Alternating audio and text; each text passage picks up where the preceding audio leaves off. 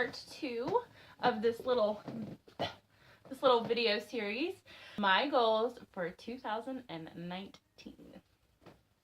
2018 was extremely emotionally hard and difficult, but I learned so much from that year, and I cannot wait to apply it to the following 2019. I'm so excited, and I'm so looking forward to what's to come for me, for my family, for my daughter, for just everything. So let's just dive right in.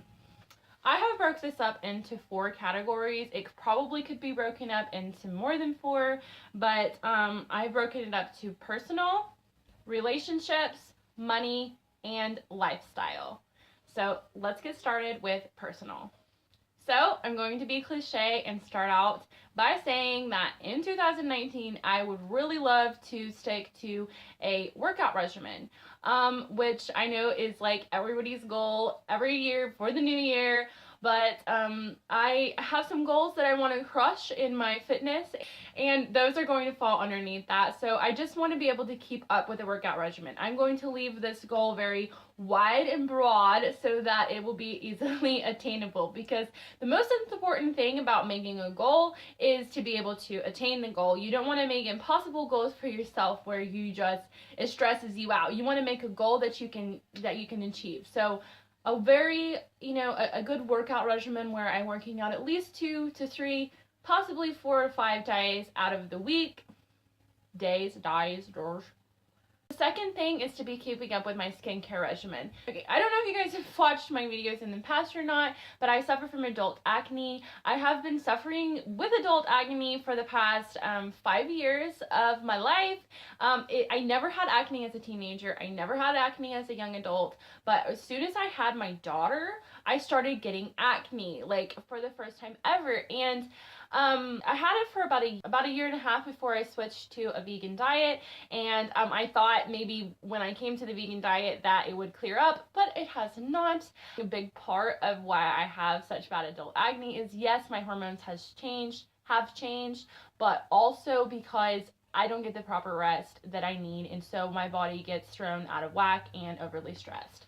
So a new goal for 2019 to keep up with my skincare regimen and also to get adequate rest, to sleep, okay? Number 3, keep on a good eating schedule. I have been on a really fabulous eating schedule for the past 3 or 4 months.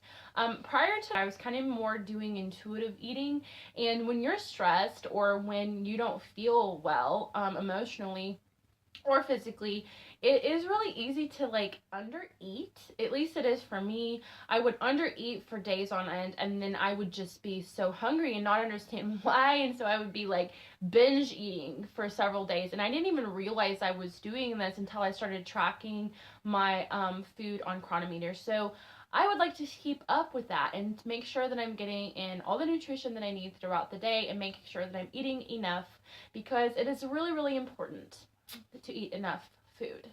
Number 4, showing myself love every single day. So if you guys watched my video from yesterday, I talked to you guys a little bit about learning to love myself and having self-love for yourself. Show myself love every day in the form of journaling, yoga, meditation, reading, things like that. So every day I've made, in my new planner, I've made a section for every day at the bottom to put how I showed myself love today, and then I'm going to write in it every single day so that I'm making sure to take care of myself. That way I can have more energy and time to take care of everyone else as well. Last one for personal is I'm wanting to build my YouTube channel. I love making videos and I love being on here, and my channel just got to 100 subscribers, and I did a happy dance. Wow, 100 subscribers. Way to go, kid. But I would like to build my YouTube channel more and be more involved with it. I don't get on my Instagram as much, and I don't get on my Facebook as much, but I do really enjoy making videos. It is a creative outlet for me, and I love it. So building my YouTube channel. I didn't put a number on it. Some people are like, I want to have 100,000 subscribers or 2,000 subscribers, or, you know, I'd be happy to get to 200 this year. That would be great. On to category 2, relationships. I want to make date nights a priority. My relationship with my husband is so extremely important to me. My kid keeps coming in here and distracting me, and I keep forgetting where I was at. That's why I wrote everything down in this journal. Okay, so make date nights a priority. My relationship with my husband is extremely important to me. Our family unit only involves 3 people: my husband, me, and my little girl. And so in order for us to stay as a family, my husband and I have to maintain a good relationship. We have not been on a date since July, and it is now January 1st, the following year.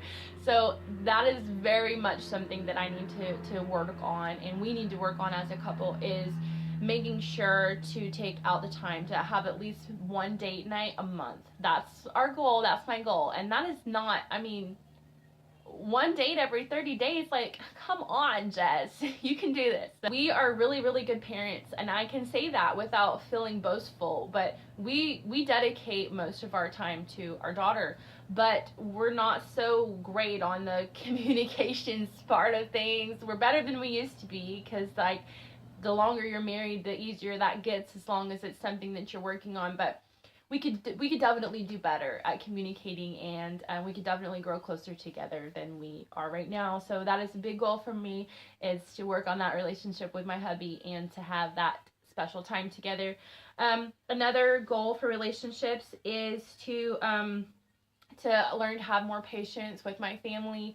I am trying really, really hard to do this with my daughter and with my husband as well. I'm not a patient person, but I feel like that's something that the majority of us can always work on, is having more patience with our children and having more patience with our spouses or significant others. And just understanding that they're people too, and they have their hang-ups and their things, and we need to just honor that and learn how to have patience with them as well, because we don't know what's going on with them 100%. You know, you never can know what's going on with somebody 110%. So yeah. Number 3, I really want to work hard this year on carving out time for us to spend as a family. For example, to have a game night at least once a week where it's just the 3 of us, or, you know, incorporating my in-laws, but having some sort of game night where it's like a family growth time. I think that that's really important, and it's so easy to just pop on your phone after dinner or to watch a show together. To me, that's not really getting quality time in. I mean, you're watching a show together, so I guess you're enjoying something together. It's better than nothing, but I feel like when you're actually playing a game with someone, you're engaging with them. And so I'd like to have more family game nights. We have a ton of board games. We have a ton of card games. And so I'd like to carve out time for that. Number 2, within this category of carving out more time for family time, is vacations. We have not been on a vacation in a really long time, and I want to make vacationing a priority for us, so that, you know, nothing extravagant or huge, but even just going to the lake for the weekend and just having that time together. Number 3 is resting as a family. We are on the go all the time. We are a very high energy family, so we are go, go, go, go, go. And it's so much so to the point that whenever we do have a weekend where we actually rest or nap or stay at home, we feel guilty about it. And that's ridiculous. Like, I really want us to work on that as a family, to allow ourselves to have the adequate rest that we need. All of this is going to move on into my plans for money.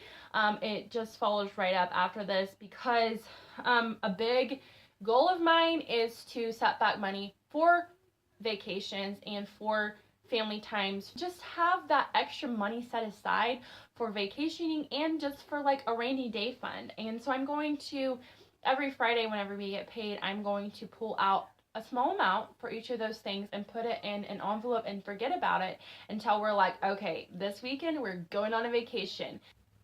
want to make sure to have more of a balance between work and play. We don't play very much. So anyways, pretty much our money goals. I'd like to work our savings up anywhere between $3,500 and $4,000 and have that just in our savings account just for emergencies or for whatever. I'd like to at least build up to that this year. You have to understand that we're starting with like zero money in our savings. So to be able to save that much in a year's time, I think that would be a pretty good goal, a pretty good place to start. And if we meet that goal halfway through the year, then I'll up our goal. And we're learning, so I don't want to put a whole lot of pressure on myself and on our family to save this giant amount of money, but that's where we're at on that. And the very last thing that we are going to talk about on this little video about my 2019 goals is lifestyle. So which I think that this is a good name for the category. It's really just kind of like mix match things that I couldn't think of where to put it in. So it's lifestyle. That's what we're calling it. Minimalizing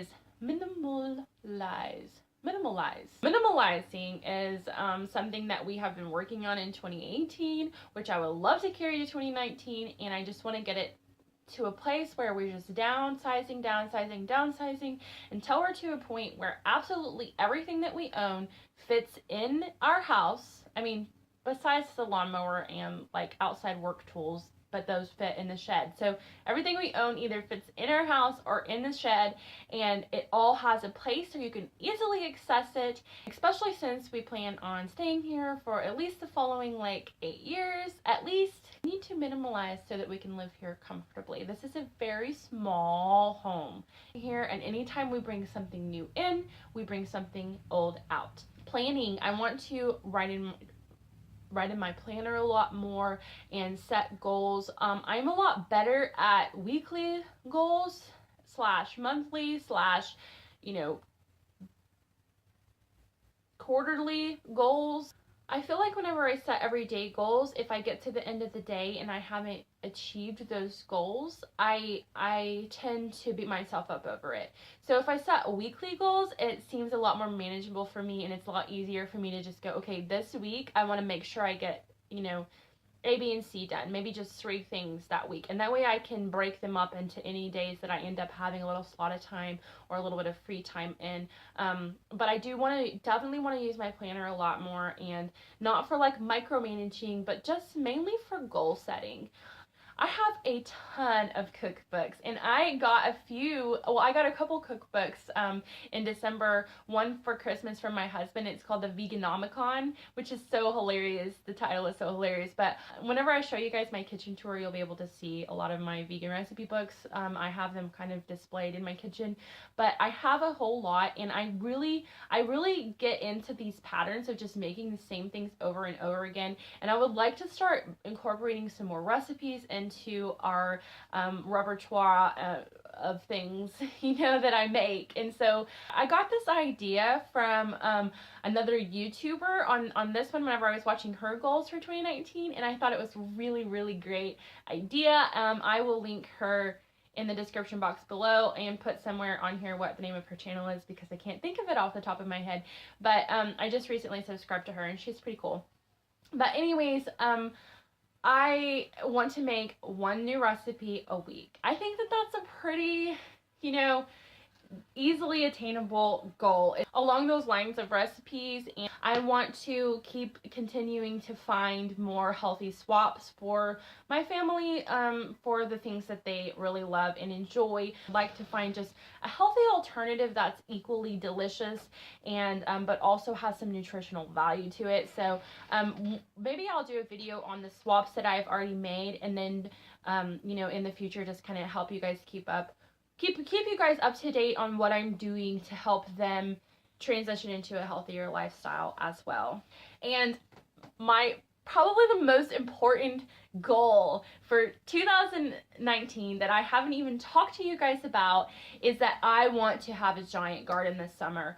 Giant garden. Okay, when I say giant, I mean like not giant, but big for big for us, and big enough for our family to eat off of all summer, and then also to be able to can some things for the winter time. That's my goal. All growing up, whenever I was a child, my mom and grandmother always had a garden. My grandma always had one at her house, and we had one at our home. And I really feel like that is extremely wonderful and good childhood memories for me, is learning how to grow my own food. And it was so special to me to get to watch everything start from a seed and to grow into something, you know, beautiful. And that's where my love of veggies really started. And my daughter is 5 years old now. This summer, I really want to incorporate her into that, and I feel like she's going to enjoy eating those things a lot more if she's getting to actually grow it and getting to watch it go from seed to fruit, and to getting to pick those things and make a recipe with them. And I really want to incorporate her in that, so that she just grows up knowing how to grow her own food. I definitely want to for her to have those kind of memories with me, learning how to have a healthy lifestyle early on, so that it's just part of her life, you know. So anyways, I hope you guys liked this little video series, my part 1 and part 2. I learned so much from 2018, and I'm so much looking forward to 2019. Don't forget to like and subscribe. Let me know that you care. And what are your goals for 2019? Let me know in the comments down below. I will see you guys on my next video. Bye!